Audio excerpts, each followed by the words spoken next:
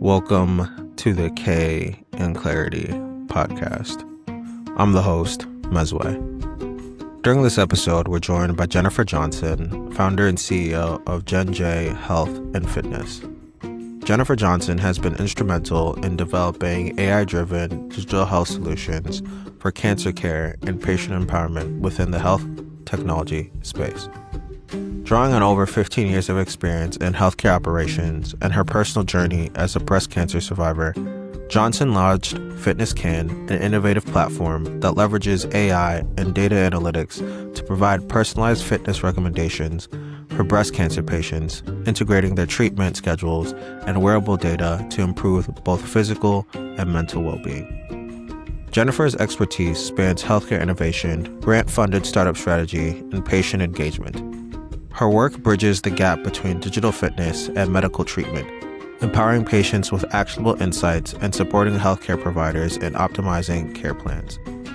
Johnson's vision for closing health equity gaps has garnered recognition and support from major organizations, including grant funding from Johnson & Johnson. Through JennJ Health and Fitness, she continues to drive transformation in digital health, making cancer recovery and patient-centered wellness more accessible, actionable, and data-driven. In this conversation, we discuss her extensive experience in digital healthcare operations and her personal journey with breast cancer. She discusses the importance of health equity, operational gaps in healthcare, and innovative solutions like telehealth and digital health solutions. Jennifer emphasizes the need for patient empowerment and education, particularly for women facing breast cancer. She also highlights the challenges of scaling healthcare solutions and the potential of AI in improving healthcare access and efficiency. Lastly, the conversation concludes with a call to action for individuals to advocate for themselves and others in the healthcare system. If this is your first time tuning in, here's the gist. The healthcare industry is buzzing with innovations, but there's a lot of noise and misconceptions out there. That's where we come in. Because of my experience in the healthcare ecosystem, I've gained a unique vantage point into the industry's inner workings. We're bringing you conversations that typically happen behind boardrooms and strategy sessions. The real challenges, innovative solutions, and game-changing insights that are reshaping healthcare as we know it. On this podcast, we're bringing you face-to-face with the industry-leading health founders, executives, and innovators. We're talking about the nitty-gritty of building and scaling healthcare companies, the hurdles they've overcome, and the strategies that have led to their success. More importantly, we dive into the personal challenges that come with trying to change a system as complex as U.S. healthcare. So whether you're a healthcare entrepreneur, a medical professional, or just someone passionate about the future of healthcare, this podcast is your backstage pass to the minds shaping the industry. Now let's have Jennifer tell us a little bit about themselves. Welcome, Jennifer, to the K in Clarity podcast. For the people listening, can you give a brief overview of who you are and what it is you do? Absolutely. Thanks for having me. So I'm Jennifer Johnson. I am a healthcare consultant. I've worked in digital healthcare operations for the past 15 years. And I'm really passionate about health equity access, but particularly around the digital health space. Perfect. Over here, we usually like to do an icebreaker from what you know. And so my icebreaker for you is if you could design, any digital health tool to help patients throughout their, care journey, what would it be in comparison to, other things on the market right now? And, what differences would it have and what would it be its potential benefits?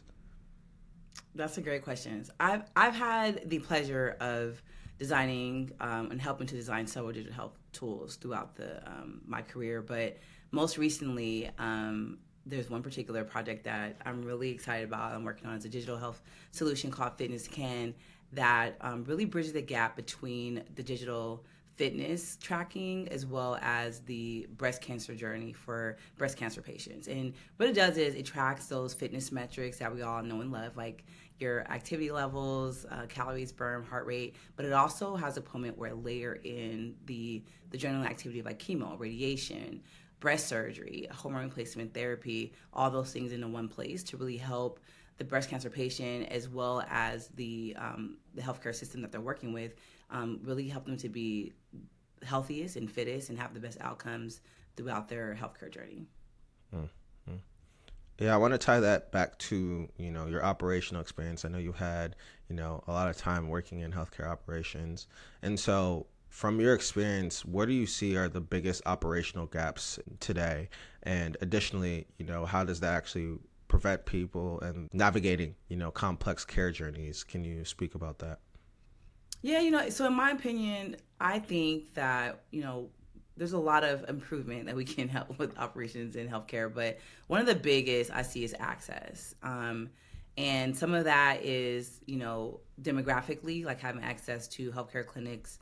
But then another big component is payer access, like, having affordable access to care for everyone. It shouldn't be as complex as it is. And I think we have so many different options and solutions and the potential to be great and provide equitable care for everyone. There's a lot of different gaps there that can, we're constantly working on in different silos, but together we can really connect the dots to give accessible, affordable care to everyone.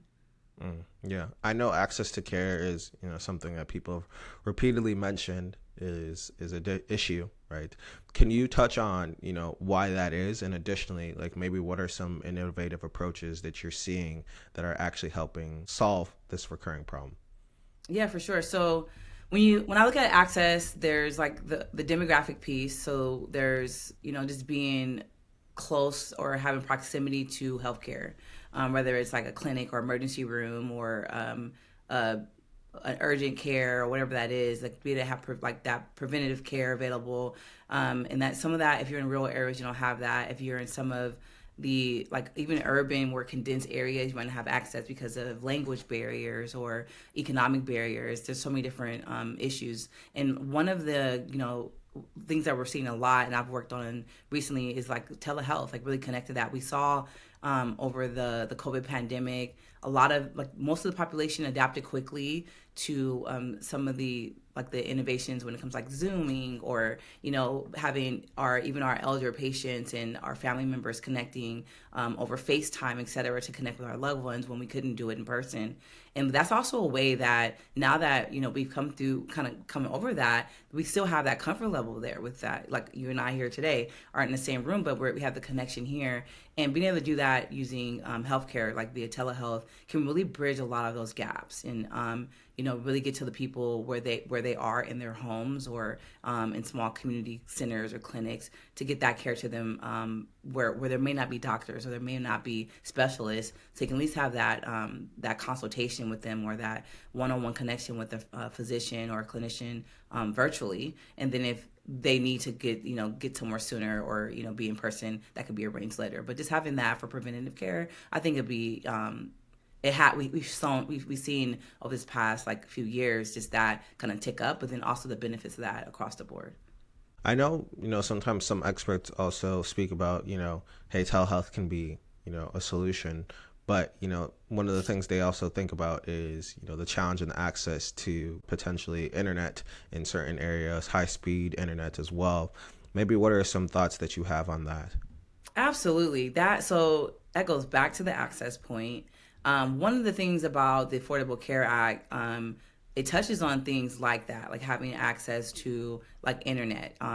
That is important not just for healthcare but also for education. Like there's students that are being left behind because they just don't have that at home, or maybe not a local library. And I'm a big component of like keeping our libraries in business. Like use your libraries, because like having that access to the World Wide Web, the internet, is huge, right? That it's really a barrier to not have that, and it keeps people in silos. And so I think having that, in addition, like another piece of the Affordable Care Act is having access to this like fresh fruits and produce. Like there's a lot of food deserts out here as well, but that also comes into your healthcare access, right? So you need to have all those things into one place. So I think that umbrella is really encompassing of access for healthcare. You need access to food, you need access to internet, you need access to like telephone systems. These are all things that here, and especially in this country, everyone should have access to, but it really ties into that overall, the full person care and health of our communities. Speaking about communities, obviously the United States is huge, and so people do things differently in each state. How have you seen care access, work across different states, and how people actually get, access to the care that they need? And then also, how can you make that more an equitable process, for people to actually elicit and go through? You know that one of the things, the biggest pieces, and I might be biased because because I work with operations and particularly around licensing and credentialing across the states. When it comes to we hear a lot of talk. I mean, all the time about like Medicare, Medicaid, and Medicare may be a federal program and it could be great, but it's not a federal program. It's different in every state, right? So you might have Medicare. Like I'm here in California. Both of my parents are in California. They both have two completely different types of Medicare systems, right? So one is Medicare Advantage with a private, one is like it's just all around, right? So, and that's just in this state. But imagine when we start crossing states, it's different. So the enrollment process is different. And if it's complex for me working in healthcare operations and I'm credentialing clinicians and nurse practitioners, et cetera, on this side of the coin, imagine how you feel as a patient. Like, what does that look like if, like, if I'm here in California and let's say I want to move to Texas or visit family there, can I take my health insurance? It is Medicare, by the way, right? But it's like the different silos in that. It's very different in every state. And then even within the state, when it comes to care like Medicaid and different like the health exchanges, right? We have so many options as consumers on the healthcare side. A lot of patients aren't aware. They don't really understand because it's so complex, right? So getting to a point where we can one, educate or even educate the consumers, but also make it more simple. I mean, for the provider to be able to provide the care to anyone that comes into their doors or virtual doors, and then also to the consumer to be able to get the type of coverage that really fits them for their healthcare needs and also for their budget. Yeah, I want to tie this even to your own healthcare journey. I know we had talked about it, going through a breast cancer diagnosis, and so can you even speak about your journey with the audience and what you learned about actually speaking and advocating for yourself throughout the entire process? I thought that was something that was very unique. Yeah, I tell people this is like my the work that I'm doing now in advocacy is like my God work. I feel like God really set me up along my journey because I spent, like I mentioned, like over 15 years in healthcare operations. Particularly a heavy set of that has been in oncology, data and analytics, and it was like during that time that I was diagnosed with breast cancer at a young age. So I was under the age of 40, and I was very privileged in that both my professional and personal network included oncologists and clinicians and researchers, and I understand the data. I know where to go get it. So I was able to really early detection, which I believe saves lives, and understand that that even though I didn't have breast cancer in my family, I still could be at risk for it, right? Just because Black women are 40% more likely to die of breast cancer. They're 3 times more likely to be diagnosed under the age of 40. I knew all these statistics going in. I was surprised because here I am. I'm an athletic person. I'm also a fitness coach, and I eat healthy, all the things. But yet I still wound up with breast cancer. And so I knew then, like, okay, God really set me up for this because it really saved my life that I was able to catch it so early at stage 1. That's one of the reasons why, the main reasons why Black women prognoses are so horrible is because we usually diagnose at later stage. And a lot of that has to do with lack of awareness that we are more likely to get, like, I had triple negative, which is the most aggressive form of breast cancer. We're more likely to have triple negative. We're more likely to get it under the age of 40. We're more likely to be diagnosed later stages.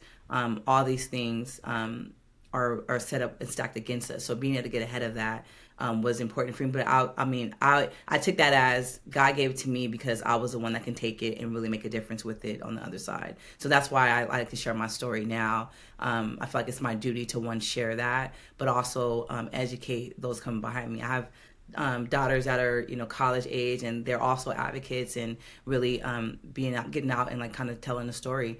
And being on the other side as a patient, I really got to see the full 360, of the healthcare operation, how it looks behind the scene. But how does it look for me? Now I'm sitting in the chair, I'm getting the IVs, I'm navigating surgery, I'm navigating the system, and it's like, okay, this is a different perspective. Like, I'm really, like, here I am in this seat, and I felt the confidence and the like I was empowered to speak up, to my oncology team and select the team that I want, and then also had a say so in my treatment. But everyone doesn't have that.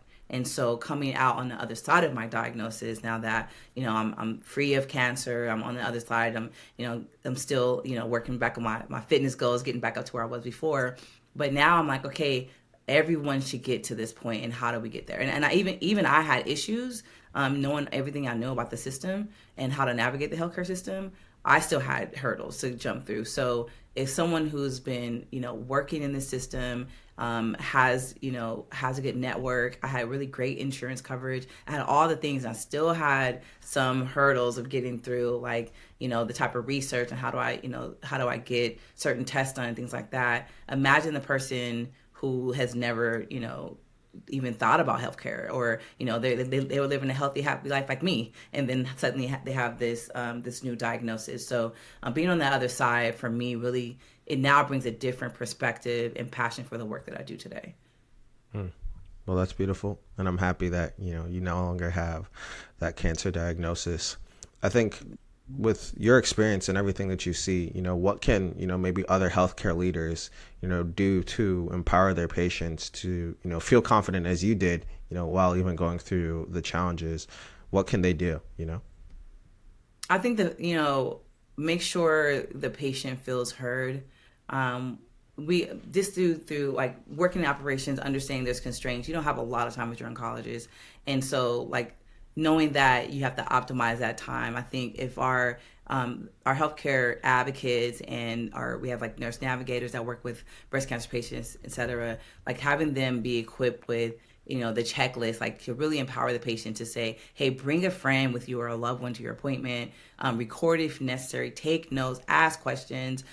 Here's how you can follow up. You can email your doctor, like really empowering them to take their care into their own hands and not just feel like a patient laying there. Like, this is your health, this is your body. You have, the ability and authority to speak and really work together with your physicians and your team going through this process. And so having other healthcare professionals really empower their patients to do that, share information, insights, education on how to do that.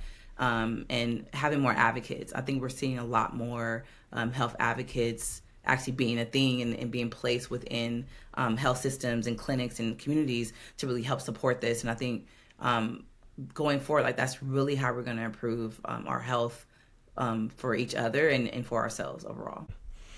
You were somebody that, knew to get, different second opinions and, knew where to go for advice.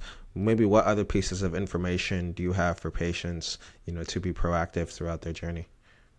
I would say, do your research and don't be afraid to ask questions. And if you don't feel like you're getting what you need out of a particular provider, get another one. Like, you're totally empowered to, like, I don't need, we're not working out. It's like, it's like when you're finding a therapist that fit. It's like, this is not working out. We need somebody else, or a mate. Like, we're not working out. We find something else. Find someone else that you really feel like you feel comfortable with, and go with that. Because at the end of the day, like, this is your body. You only get one, right? So you really have to really be proactive and feel comfortable with the decisions you're making about your care, and understand what that care looks like for you and that care plan, the quality of life you're going to have, and anything you can do in that aspect. I think for me, I ask a lot of questions. That's just my nature. But I was also okay with, I got on my oncologist. I would give him studies and, like, I want to do this, I want to do that. So, but we had a great relationship in that he just understood, like,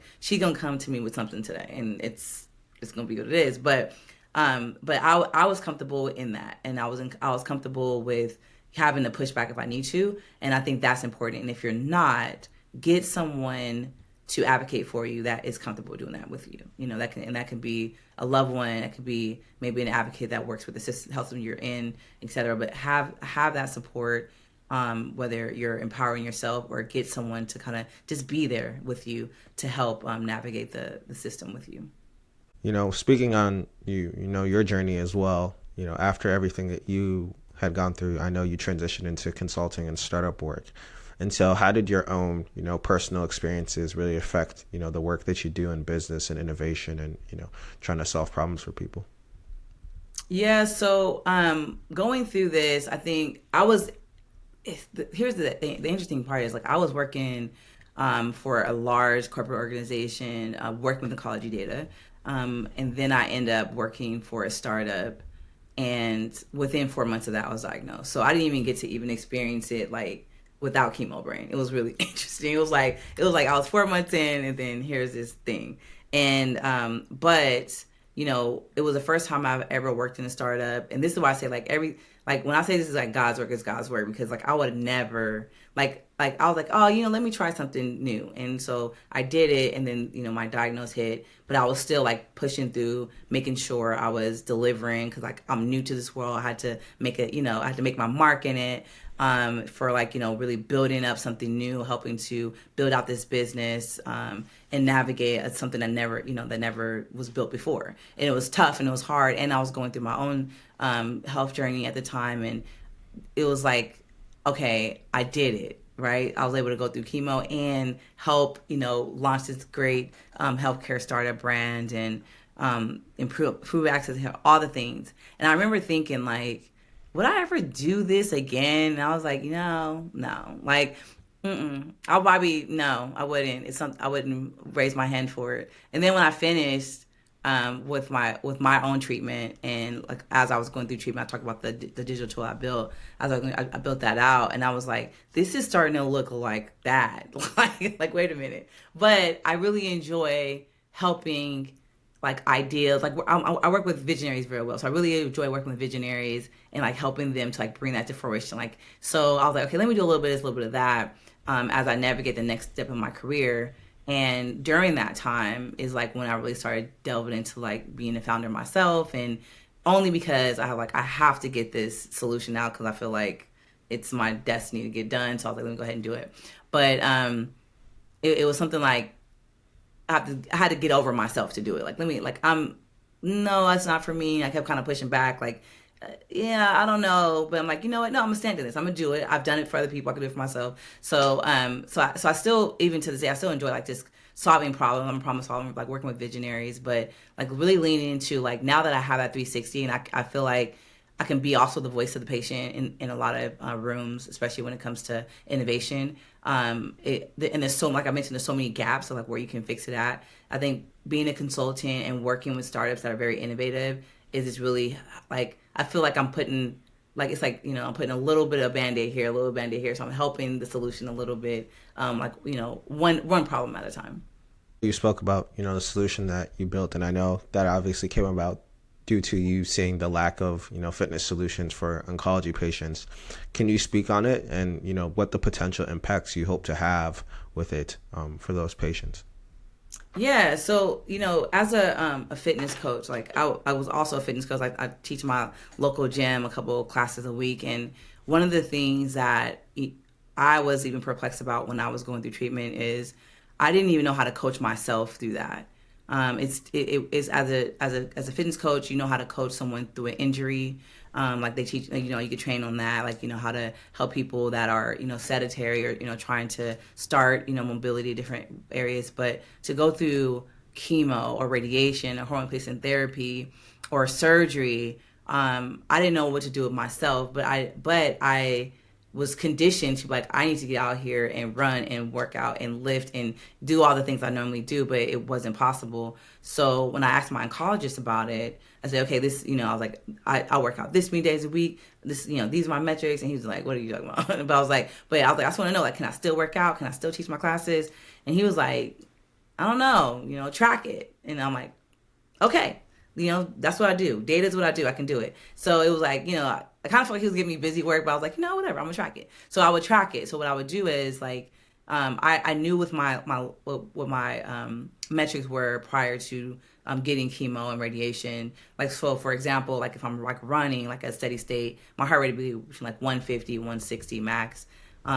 But then when I would finish chemo, my heart rate would be like around like 165 sometimes, right? So I was able to like take that data and like adjust to say, I'm still moving every day, and it may look different. It's not hiking 10 miles, it might be a lap around the couch or, in the living room, or maybe even up the stairs to the bed. But that's like, I'm going to count that because my heart rate is spiked during this time. I need to bring it back down so I can get my rest. And I'll also like gauge like when I'll take certain medications, like how that will make me feel. Maybe I can do yoga today, maybe I can't.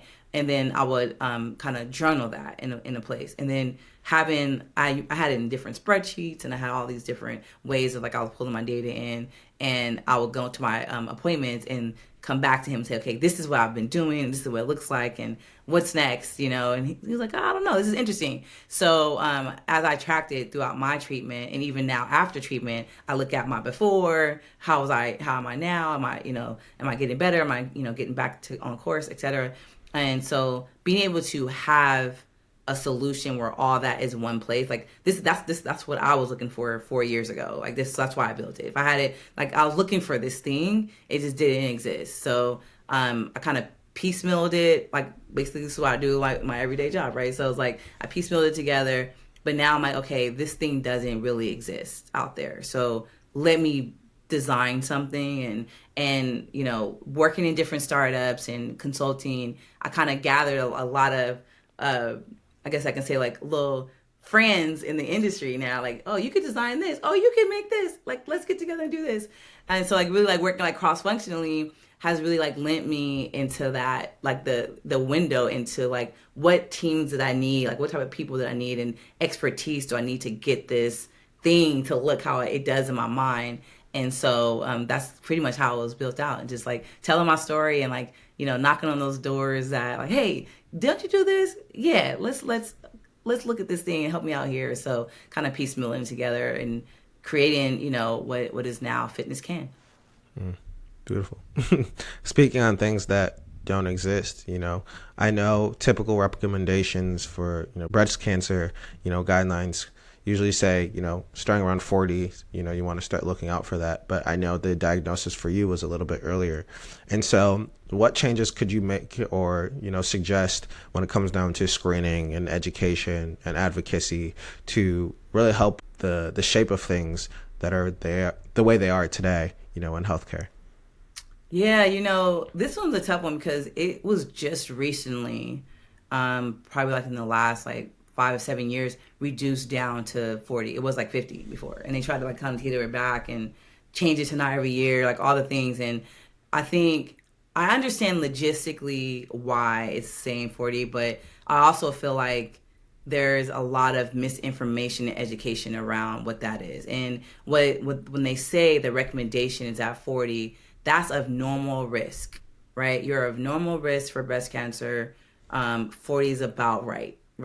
But that doesn't say if you're of high risk. Like, for instance, like I mentioned, women of color of their, we're markedly diagnosed. That kind of changes your risk level right there. But then also it doesn't say that if you feel an abnormality in your own breast when you're doing your own examination at any age, from the time you get breast to whatever, that 40 guideline doesn't go for you, right? If you feel like, hey, this wasn't supposed, this isn't here, there's a lump, there's dimpling, there's discharge, there's something not right, then that 40 recommendation is not for you. That's for the perfectly no problem, healthy, and no risk, like low risk person. And I think that's where the disconnect there is, so like I understand like why there needs to be, certain guidelines so we can, make sure people are getting screenings when they normally would, but it's also important that there's education around, one, you should be checking yourself all the time, understand what your normals look like. Every breast is different. Understand what yours are looking like today, what your normal is.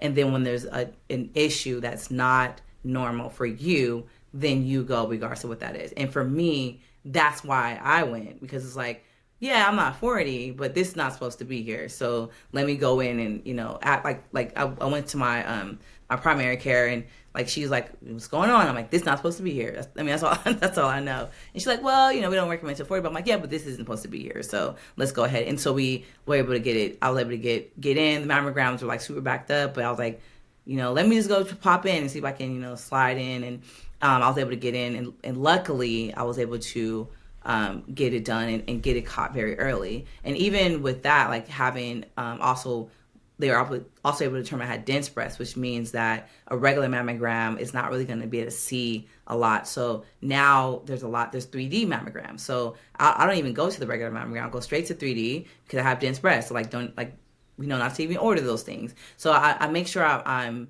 now that I'm on the other side, I've been this myself. I like to use my story as like a great example. Like, yeah, I'm healthy and I understand my body, but I knew that it wasn't right. And I was in charge of my body. And because I knew that wasn't right, I knew I had to advocate for myself to go get it checked out. And that's what we all have to do, because the guidelines are they're just that. They're just guidelines. It's just saying 40 if, regular risk, and nothing's wrong. That's what that means. But if anything else is falling in that line, then that doesn't apply to you. And I think that's the important piece that we need to make sure that we're educating women about, and also advocating for ourselves about as we navigate through systems. When it comes down to it as well, what strategies have you seen really been beneficial in promoting, different types of advocacy measures, and as well really helping empowering women, to understand this process? Yeah, so there's maybe I feel like since I've gone through this, I've kind of opened my eyes to there's a lot of great organizations and support around breast cancer wellness and support. One huge organization I work with a lot is called Touch, Black Breast Cancer Alliance, and then also For the Love of My Girls, which is for girls under the age of 30 who have been through breast cancer, and they're out advocating. And they're not just advocating at where you would normally see breast cancer like walks and events. They're everywhere you see women. So I'm sure they're gonna be like an Essence Fest, right? They're everywhere that women are gonna be. They're at churches. They're at Beyonce's concert. They're out there where there's women with breasts to advocate, to say, hey, you need to be checking your breasts, and this is why, and really get into because usually, and me included, you're not really gonna seek out information about breast health and breast cancer unless you are worried about it or you have it, right? So getting out and getting ahead of that, there's a lot of great organizations, particularly those that are really out there and being in the community, going where women go and having the discussions before it's a problem, because that's where we need to get it, right? We need to get before it's an issue. You need to be knowing today, how are you checking? And even I mentioned how my girls were out there advocating with their peers, the same. If you're, high school age, college age, especially making sure that they're on top of it and saying, you have breasts, you need to check on, this is your body. It's just like you're doing your deep conditioning and you get your nails done, add that to your regimen, make that a regular, so just add it to this is what we do, this is regular. And then they're on they're on TikTok, they're on Instagram, all the things. I think, and that's how you do it. I think seeing more of that, I'm seeing a lot of it. I love it to see it, to make it a regular part of our regular care. This is something we need to be thinking about as women. Like we do anything else, like we do our hair, our nails, all the things. This is a part of it, making sure you take care of your breast. Yeah, I love that. I know, for all the women in your life, it's important to ensure that they're doing that early detection measures. I think that's a great advice. Tying that together as well there, I also wanted to speak about some of the challenges that you maybe had in scaling, and actually facing those hurdles in building Fitness Can. Can you talk about that? Yeah, I think one of the biggest challenges I had was, just funding it. That I think is probably the biggest piece. I think I bootstrapped because I felt like it was something I just had to do, and it then it's this isn't cheap. It's expensive, but I felt like I had to do it, and really getting out there and I chose a bootstrap because speaking with different investors and kind of pitching to them this is what I'm trying to do. I'm not trying to get rich off this thing. It's some people go through things like this and they write a book. I wanted to create this app. This is I need this to have to go out to the world.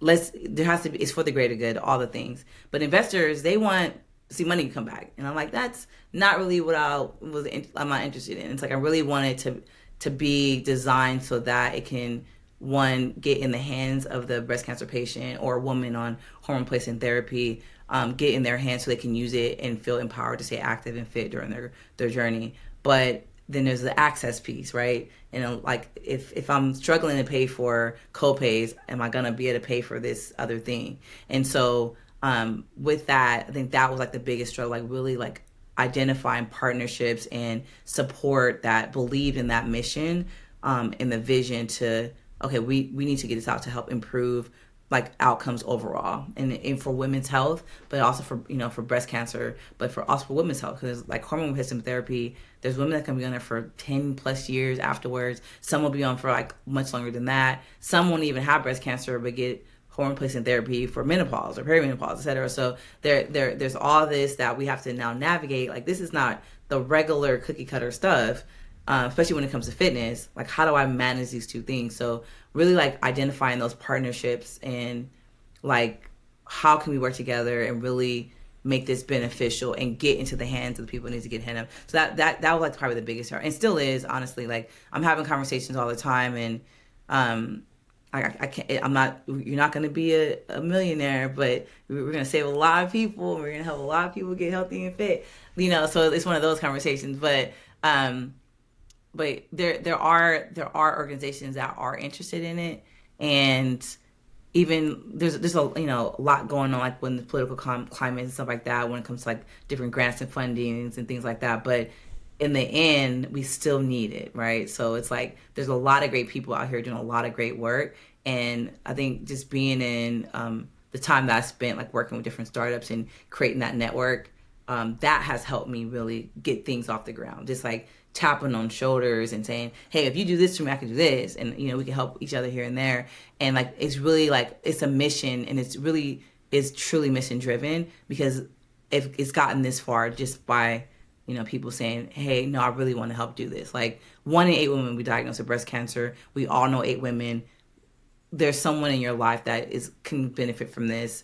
If not, you'll see it one day, right? So it's like, so getting help that way has been like my outlet. But, you know, that's like the biggest hurdle. Like, how do you get people to come in, but really aligning to who wants to do it for this mission and believes in it, and are willing to kind of go all hands on deck to do it.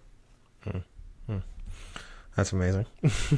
Looking ahead, you know, in all the trends and innovation in digital health, and even, you know, patient advocacy, what tools or things are you seeing excite you the most? And additionally, you know, what role are you going to play in really helping meet those changing needs and demands out there? You know, one of the major tools that excites me and sometimes scares me a little bit, I would say, is AI. There's so much innovation around it. There's some pluses and minuses, but one of the great things that I've seen with it is being able to aggregate data quickly and analyze it quickly and come up with outcomes and solutions quickly with it. And I think that is going to be huge when it comes to improving healthcare across the board. So even with Fitness Can, there's a component of AI that takes your information that you put in there for your, you know, your workouts and your treatment, and then based on that, on you and what you've been doing, it will use AI to suggest something for you to do. Like, okay, well, you can do this today, you know, based on what you normally do and what you can do after, you know, whatever treatment you had. So like using AI to do things like that, where previously there wasn't really a fix for that, or it would take too long to get to that point. And I think having that, using that in a equitable way, but also a moral way, is going to be important, but also impactful for the healthcare systems, communities, etc. And like one of the things that I've been doing as a consultant, a lot of it has to do with just that, right?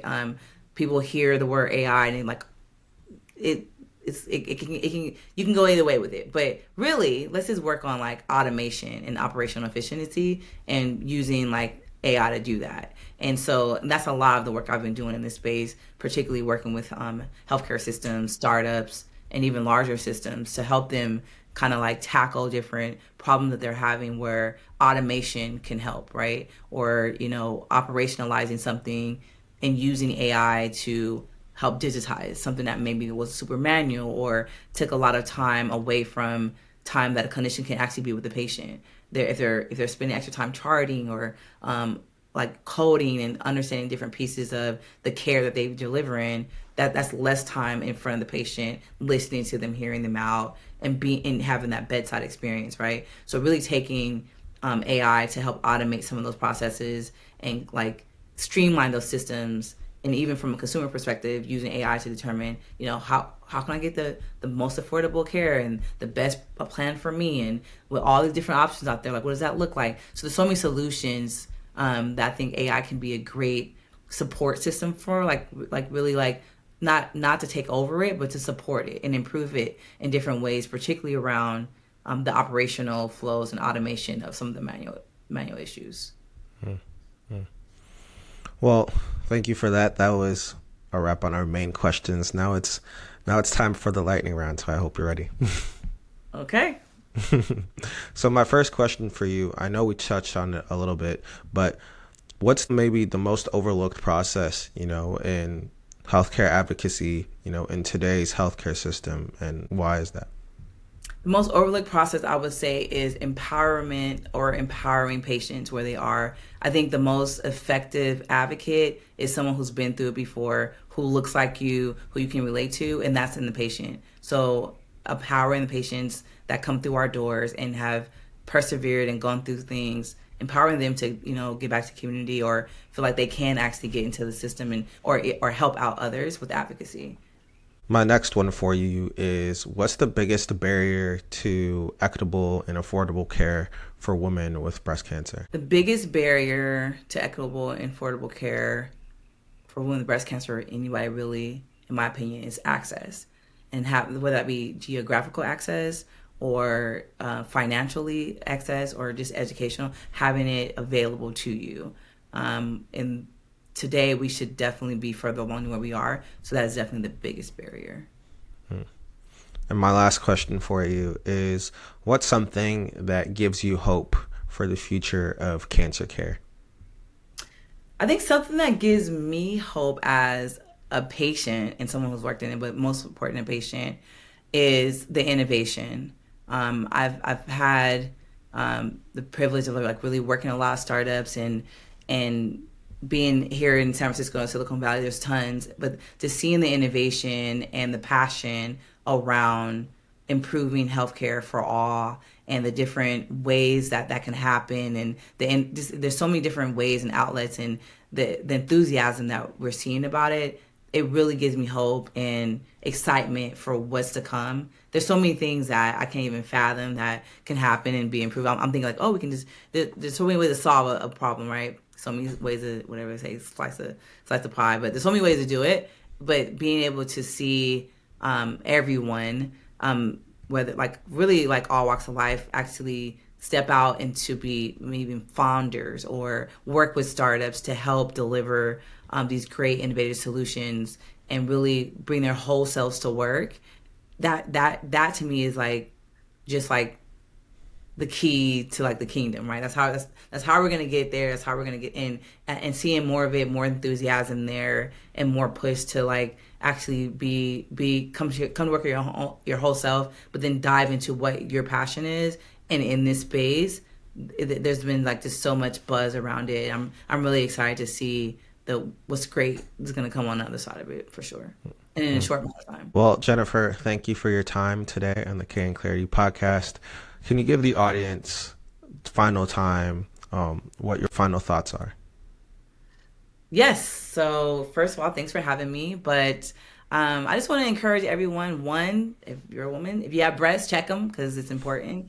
Early detection saves lives. But also understand that, equitable, affordable care for all is really the way that we're all going to live healthy lives as a society. So I just want to encourage everyone to, like, if this is your passion to help out in this space or to build in this space, step into it because you're needed. You're needed. We're all needed. All of our voices, all of our experiences, they're all important. So, don't be afraid to step out and be yourself.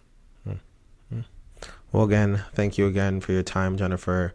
Where can people choose to follow and engage with you if they choose to do so? Yes, you can find me on LinkedIn. It's, Jennifer Johnson / I think it's like J Johnson Pharma. We get added to the link. Also, you can check out the website for Fitness Can. It's fitnesscan.com. And on Instagram, Fitness Can app. Okay. Well, thank you for your time. All right. Thank you.